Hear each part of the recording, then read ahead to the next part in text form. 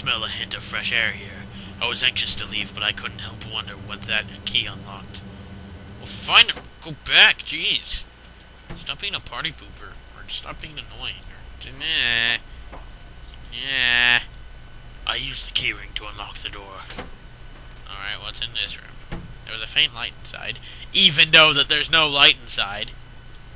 The shelf full of security tapes was strictly organized, though covered in dust. Must have been old if they were still using VHS. Odd, one of the tapes was missing. Ooh, scary. The security desk was dusty, and there was a dirty coffee cup there. The VCR looked like it still worked. The security desk was... no. I already heard that. So, let's leave here. Let's go to that other door that was locked. I just believe I'm gonna have to do a bit of backtracking, but that's what you do in this game. Backtrack. Backtrack till there's no tomorrow. So I have got to see what was in that locked room. I tried a bunch of the keys on the keyring I had found on that sewer worker, and one of them seemed to fit. Why not just say I opened the door? Oh my. A collection of stale liquor bottles covered the floor. That room didn't seem like much of a place for drinking. What was the point? I don't know. The wall was littered with dozens of old faded papers. Whoever did this was obsessed with some local murders. According to some of the clippings, bodies had been found in ravines, in the forest, and in one case, dumped in the back of an abandoned truck. I couldn't be sure, but I thought some of these same articles had also been pasted up back in those tunnels. Ooh, scary.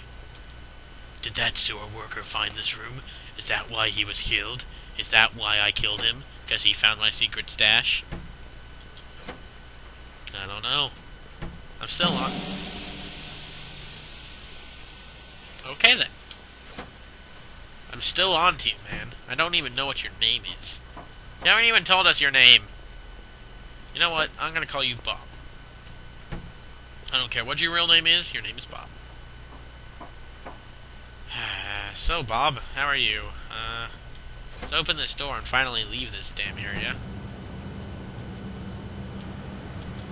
An exposed ventilation shaft. Maybe someone crawled through there, but it was so high up that must have been a sore landing. Yeah, that's why you have a hurt leg, because you were trying to escape. My leg ached just thinking about it. Thinking about what? Jumping? Yeah, I'm pretty sure that your leg would ache from climbing up a ladder. My sore leg and the extra weight I was carrying made climbing the ladder difficult. Would I need that gun or that knife before the end, or was it foolish to even have picked them up? Who hid all those newspaper clippings away in that locked room? As I limped to the top, I found a latch I couldn't see, and cracked it open with my one free hand. I pushed open the heavy lid above me, and suddenly the awful smell of that sewer gave way to the dark scent of pine trees. Oh my god, I'm finally away from the house. Yes! Now we can finally go on the true adventure. We can go fight slimes, and kill things, and maybe catch bees. I don't know, I wish this was an RPG. An old ladder leading up to an ancient water tower. The ladder needed to be extended so I could climb it. Did I extend the ladder? Obviously. I propped the latch and brought the ladder down. Of course, let's continue this way, because this is a game where you have to, literally look at everything. The rusty door was locked tight with an old padlock. The faded sign on the door warned about some kind of train yard. It must have referred to the town's only train station. It didn't look like I'd be able to get through there at all. Maybe if I was to, say, kill a person, then I could maybe get in. I don't know. What do you think, Bob? This must have been the entrance to the forest that was mentioned on that map I had seen. Whoever was poking around in those tunnels underneath that man's house had scribbled notes on this place, but I couldn't make them out. Here, the sign pointed out various campsites and walking paths within the woods. It mentioned a river, and maybe a washroom, but the rest was too faded to see clearly. Huh, interesting. Oh, my god. We're using perspectives now. Holy crap.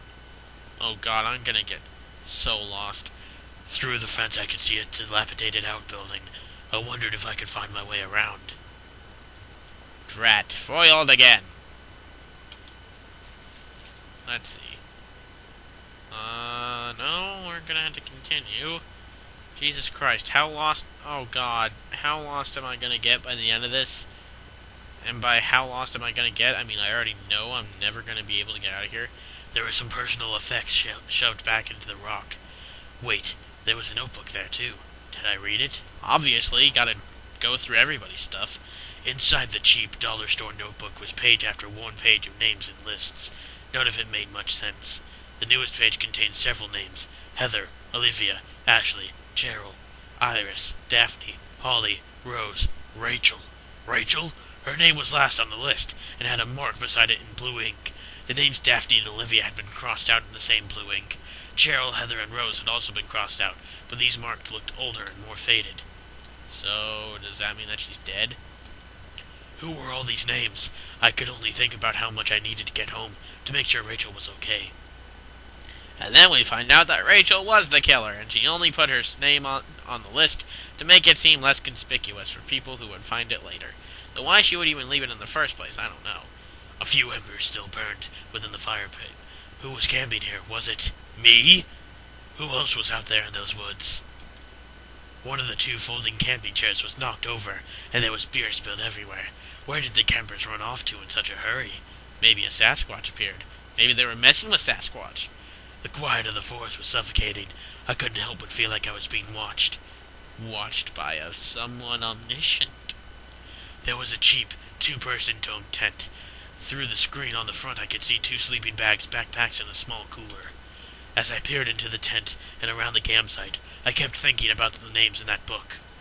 Maybe these were Daphne and Olivia. Oh my god, I'm so smart. Oh god, no. Not this again. Hey, I found my way. No, don't. What does that say? Don't. I can't read it. Whatever. We're gonna just go in here and ignore all the no-no-nos. The grimy sink had a small patch in it that looked almost clean. Almost, but no cigar. There wasn't much in the way of clean water there, but the sink did work. I know because I drank from it, because I was very thirsty. A musty wooden plank propped up the stall door. It didn't really seem useful. Did I bother to take it? Obviously. I wasn't sure why, but I took the plank. Obviously, every single item in an adventure game is important. I don't care what anybody will tell you. Every single item is important. Even the ones that say they aren't. Even the ones that they're like, are you sure you want that? It's not very important. No, they are the most important, if anything. I swear to God. I play adventure games all the time. Oh, God. The sign was the same as the first one I had seen. This must have been the exit to the other side of the woods. Ooh, scary. I had finally found the exit. Once I left, I knew I never wanted to return there. Alright, whatever. I don't care about returning. Through the dense trees, I could finally start to see some light. I must have been at the edge of the forest, though I wasn't sure where the path ahead of me led. I could almost feel the cryptic notebook in my pocket as I tried to think about what it could mean. And there were the campers who had abandoned their site. Would I meet them too? Though the path ahead of me was less dense, I still felt guarded and wary. Who knew what was ahead? Only me, because I am the killer, and I've been through this area multiple times. I just somehow have amnesia, just like every single one of these games start out. Which reminds me, maybe I should play Amnesia: The Dark Descent. Never played that game before. As I stepped through the gate, I suddenly recognized the auto parts factory where I had worked as after all those years. The plant had closed almost 3 years ago. Now, God, I suck at reading. Times were better then. I thought I could hear a faint rushing behind me. Maybe it was just the wind. Or maybe it was the rushing of blood from the carcass I just stabbed. I'm sorry, I can't get over it. Oh my, back in the building. One of the lockers hung open. Its contents were tossed around, like someone had been looking for something. Like a murder weapon to kill someone with their own hands, who's holding a flashlight. There was a large power box with 5 lights on it. Cables burst out of the box, snaking off to other parts of the factory. The metal was starting to wear, and cobwebs had collected in the corners. The box wasn't receiving power. Yep, the door was locked tight. It seemed to be connected to the power box beside it. I wonder what I'm supposed to do. The door was locked shut. A sign was pasted to the front that said, "Danger! Closed for repairs." I didn't think it could be opened. Well, maybe it can, you just aren't trying hard enough. Let's see, up the stairs we go. Every part of this plant smelled old and rotted. I noticed the old bulletin board on the wall. I don't see a bulletin board. I see a table. Our old break table. The layer of dust and grime only made seeing this sting more. So, how long has it been since you've been here? 3 years? Odd, it seems like some beer bottles had been used on the table recently. They weren't as dusty as the rest of it. Ooh, even though there's no bottles on the table. Ooh. The board contained yellowed clippings of newspaper, cartoons, and notices. There were notes to and from the guys that worked there. Here, whatever. One of them was to Norman, who was one of the older guys on the line. Norman took over a general store after the factory closed. He, Rachel, and I would get lunch every now and then. Rachel liked him because he seemed more positive, despite the setback. I don't think I could say the same about me. Rachel seemed to like him a lot more than I did. I don't know why. A power panel. Looked like it was shut off. Did I push the switch? Dude, why even ask me? Seriously. The open locker was stuffed with dirty work clothes and old boots. There was a photo of a woman taped to the inside, but it was scratched out, and the face was unrecognizable. That woman's photo. I knew I had to get back to Rachel to find out what happened. And by find out what happened, I mean I already know what happened. A power panel. Looked like it was shut off. Did I push the switch? Oh god, it's one of these puzzles again. So I have to get it to where it's green. The power panel still wasn't working. Should I switch it again? Obviously. Yes, and the last one's going to be like at the bottom, and I have to push it up. I don't know. It was shut tight. There was a rusty-looking card slot on the side. Well then, I'll have to find out how to do that. So I think I need to find 5 more of those things, because there are 5 of those things downstairs. But we'll find out. Let's go upstairs. Let's open the door. What's in here? This was Norman's locker. The door was dented like someone had punched it. I don't remember him doing that when we worked there. That's because I killed him and punched the table, or the locker, trying to kill him. My head ached, and I recalled the last time Norman, Rachel, and I all had lunch together. Rachel seemed so much more at ease when we all hung out, because she obviously liked Norman more. Another panel that I hoped could help me get the power back on. Did I push the switch? A utility shelf crammed with mismatched tools and items. There was a claw hammer on the shelf. Did I take the hammer? Yeah, but we're not going to drop it. As I took the hammer, I noticed it wasn't as dusty as the rest of the tools on the shelf. Ooh, someone's taken it before. Being useful and productive there in this plant, that was all I ever wanted. When the factory closed, everything got worse. Much, much worse, because I killed everybody. They fired me, damn it. The locker was a complete mess. Hidden at the bottom, though, was a magnetic card. Did I take the card? Dude, seriously, do you not know anything about these kind of adventure things? I slipped the key card into my pocket. Which pocket? You have like 5 pockets now. From the musty smell, I assumed no one had used this locker for a long time. Yeah, probably since you killed the person. Now they're pushing the switch. Come on! What the? That is weird. I didn't expect that to happen, but... Okay, come on.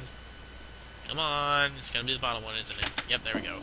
So I believe that should get the power back on. I mean, I'm still gonna look around a bit, but I believe that since I have 5 of them on now, that if I go down, all those will be green, and so if I try to turn it on, it'll be like, oh, okay. I used the hammer. The old wooden boards came apart easily. After I had removed the planks, I left the hammer on the floor.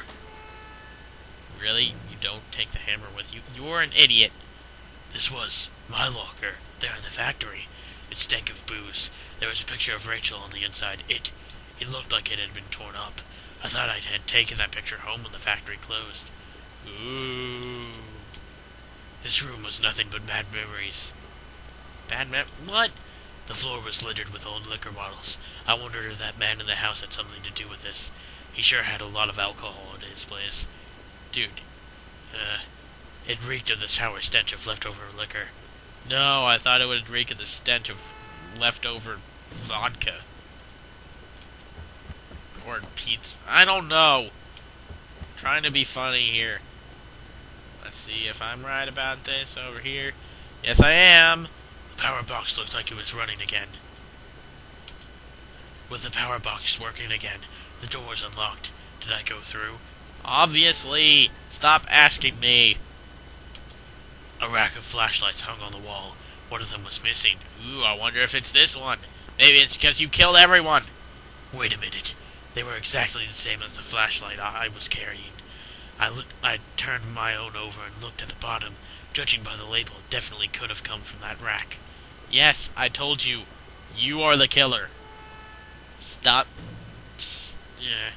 My head ached terribly as I closed the door behind me and saw the wooden path beyond the light of the factory.